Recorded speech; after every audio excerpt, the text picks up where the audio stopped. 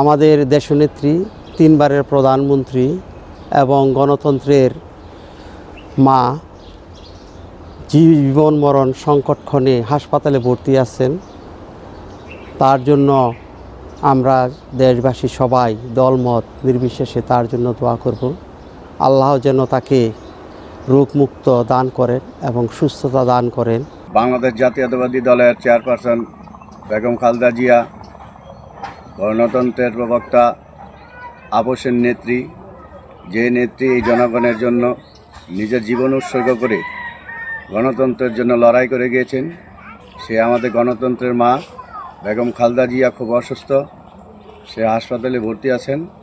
তার সুস্থতা কামনার জন্য আমরা সবাই দোয়া কামনা করি। আজকে বেগম খালেদা জিয়া খুবই অসুস্থ। উনি ইভার কেয়ার হসপিটালে ভর্তি অবস্থায় আছেন জীবন মরণ সন্ধিক্ষণে। তো আমরা সবাই তার জন্য দোয়া করতে পারি। আমরা চাই উনি দ্রুত আমাদের মাঝে ফিরে আসুক, কারণ আমি দেখেছি দলমত নির্বিশেষে বাংলাদেশের সবাই বেগম খালেদার জন্য দোয়া করছেন, সবাই উদ্বিগ্ন তার শারীরিক অবস্থা নিয়ে।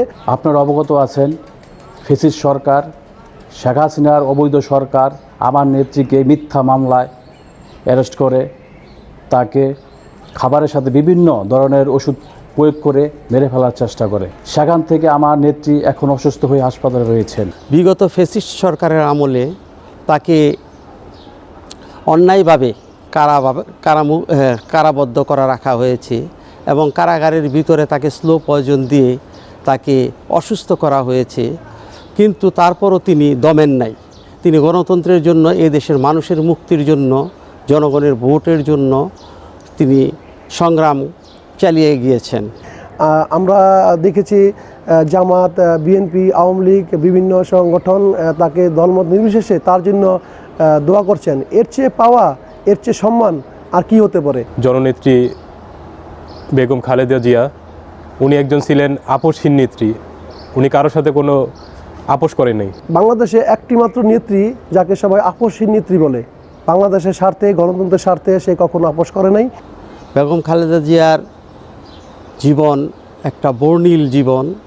তিনি একজন গৃহবধূ থেকে আজকে রাষ্ট্রের সর্বোচ্চ পর্যায়ে, তার রাজনৈতিক জীবনের অনেক চড়াই উতরাই, ঘাত প্রতিঘাতের মধ্য দিয়ে তার রাজনীতি জীবন।